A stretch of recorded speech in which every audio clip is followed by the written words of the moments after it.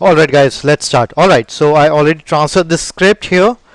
Let me transfer it to your character setup. What we'll do is I will copy my entire script folder here so all of you guys can use it or access it. Um, it's in my user public scripts, copy.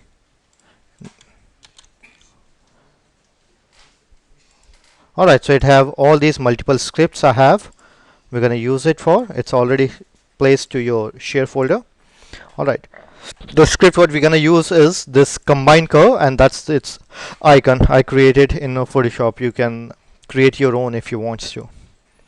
So let me load this script, edit, clear history. Everyone still remember how to load your own script, how to create a shelf, and how to create your own scripts, right? Remember, right? Load. So if you want to access all the scripts and want to part of your integrated Maya, always copy the scripts into your documents. Documents, preferences, script, and copied it here.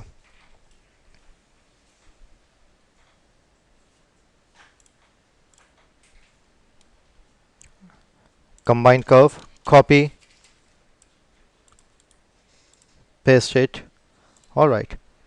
Open this script. File, load script, combine curve. Here we go. The name is combine curve. Middle mouse button, drag and drop here into your shelf. Command, execute. It is executed. The combine curve, let us one argument specific found 0. Okay, let's see if I have one curve and I have two curves. I select 1 and 2 and run this script, and it become a one curve. See, it become one curve. Alright, so it is working perfectly fine. Now let me save all shelves, edit shelf editor, and change its look and feel. Open, and let's load its icon. Copy, paste, combine curve, and here it achieves. That's my icon. Alright, save all shells. Alright, so now for the pelvis, why exactly I begin with this process? Because I want to create a good nice looking controller. So what I'll do is I will create a controller,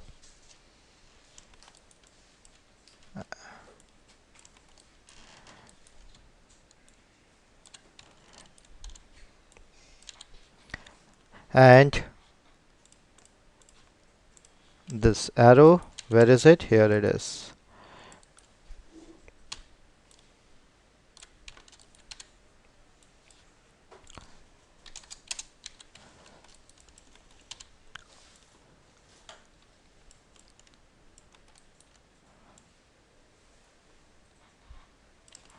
Oh, that's a good nice looking controller.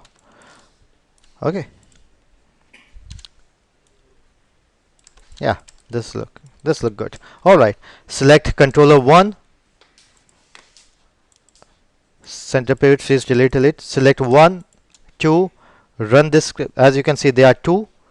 Run this script, it become a one curve. It become one controller. Alright, perfect. Hide this mesh, snap it to the pelvis region here, turn it on.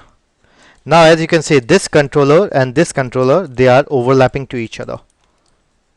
Okay, so what I'll do is I will take this controller and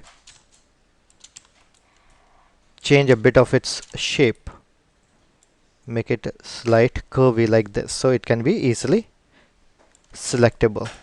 Okay, like this, and I select this guy, and let's see, can we modify their shape?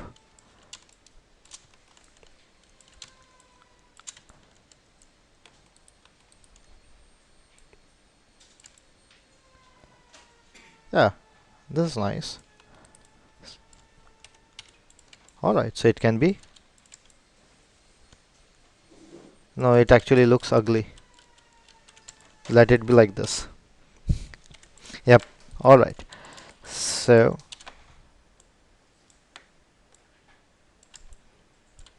here we go. Center pivot, freeze, delete history, and I will name this controller as my pelvis controller. All right. Pelvis, I'll keep it to caps because it's a primary controller. All right, so I'll keep it into the caps. Now we'll take this pelvis controller, shift select my pelvis joint here, okay, and say constraint, orient constraint. As you can see, I didn't include both of these controller inside of this. So what will happens is I can take this controller and you get a good nice twist and turn without affecting the lower part. My lower feet will stays there itself. Pretty good. Alright, now the next thing which I actually required is I want to use this controller to move my character's weight also, body weight. Right now I only connected as orient constraint. So what if I connect this guy as a parent constraint, parent. So I get the rotation as well as I get the translations. Alright, here we go. So the work for this pelvis controller is also finished. It's done.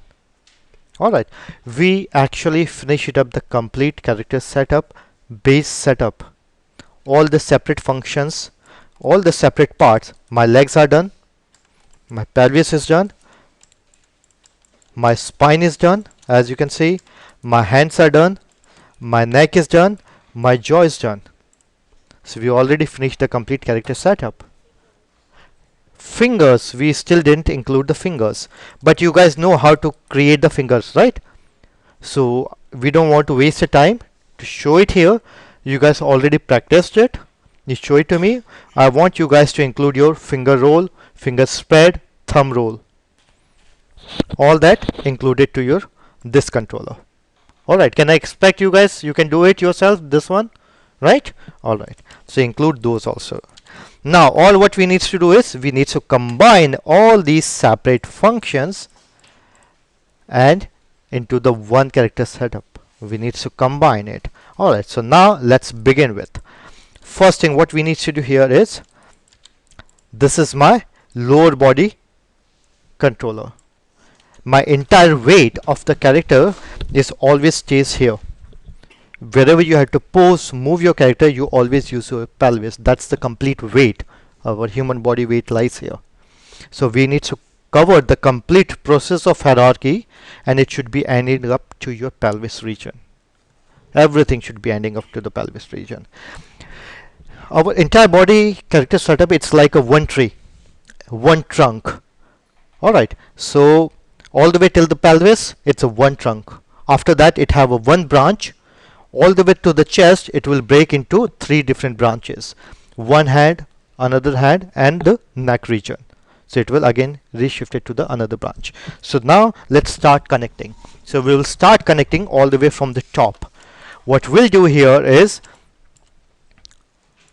this is my neck controller and these are my neck joints, right? I put both of them into a group and I will name it as neck group. Place its pivot to their origin. It should be to the neck main joint, there, insert. Alright, so now I have this complete setup. Everything is there. Alright, then I use the same thing with our left hand and our hand. As you can see, they both joints and the controller, they are already into this one groups, proper groups. So we have one branch, two branch, third branch. So I will select branch 1, branch 2, branch 3 and shift and select this controller and press parent. So when I select this controller, everything will goes together, right? Sorry, shift select. Okay, then what we have is spine controller and spine. So again group them up, and this group would be, name it, because right now it is not just a spine. As you can see, it includes everything. So I will name this as my upper body group, and the pivot should be V to the pelvis, to the spine one and the pelvis. They both are exactly to the same position. All right, insert it. All right, so now as you can see, all the way from the spine I can select 1 2 3 and right,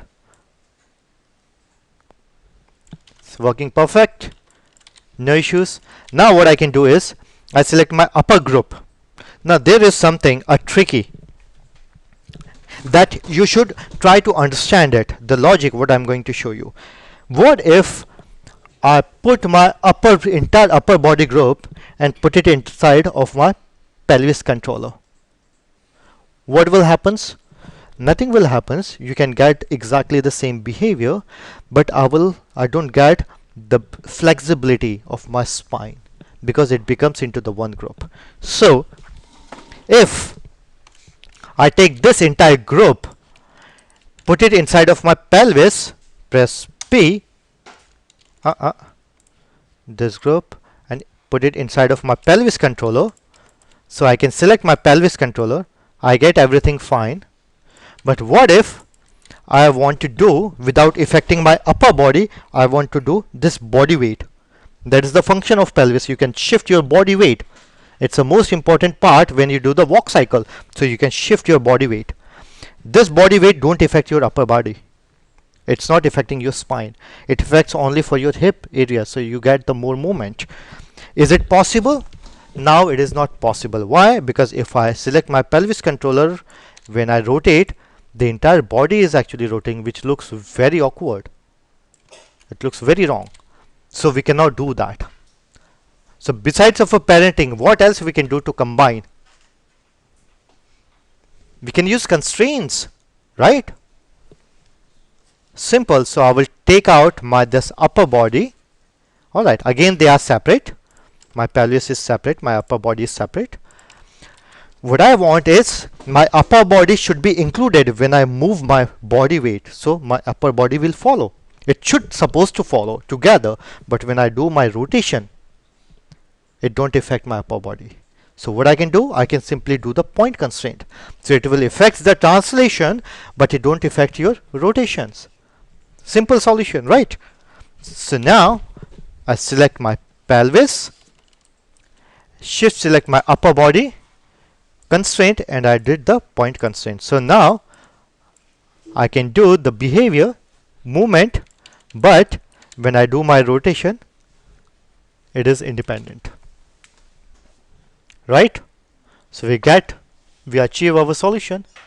All right, now just the final thing which is required now. As you can see it now we have this controller and the leg controller. All right, all what we need now is the main controller, main character controller, which is always into the ground, right? So we will create our main body controller, which includes everything.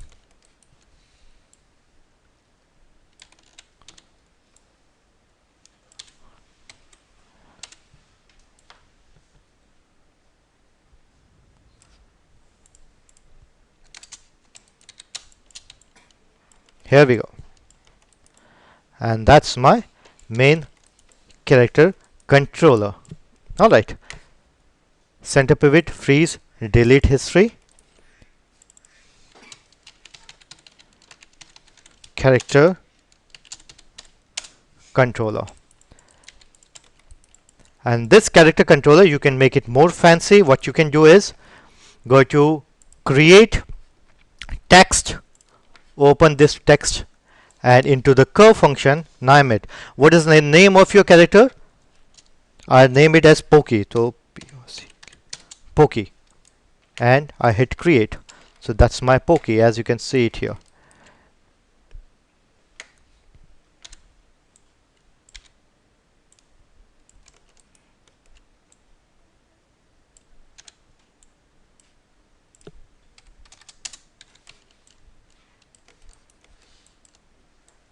That's my Pokey. Alright, all what you need to do is take this Pokey and put it inside of your main controller. Here we go. Alright, so it becomes my character controller. Into this character controller, I will include everything. Put it inside. So when I select my character controller, I can take my character anywhere I want. I can rotate it, even I can scale it. Everything will work perfectly fine.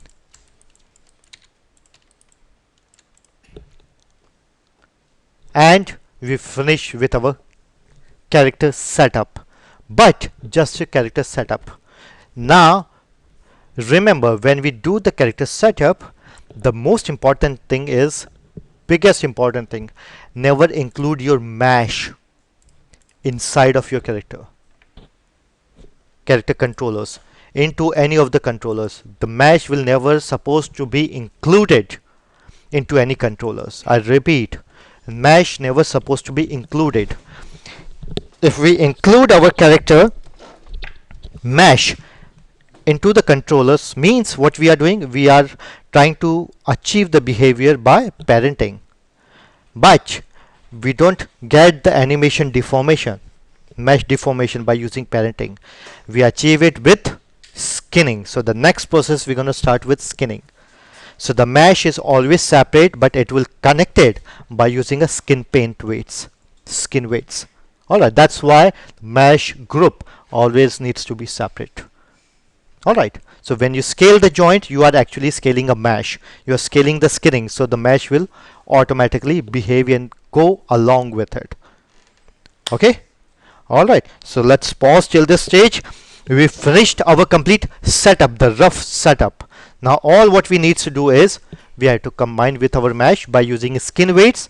Then next later stage, we will do how to provide the colors, the limitations, and the different attributes, look and feel packaging to these controllers. Okay, alright, so let's save the file. File saves in as, I will save as file number 5, and here we go. Everything is done, ready, prepared, all set and ready to go for skinning. Okay, let me save this video.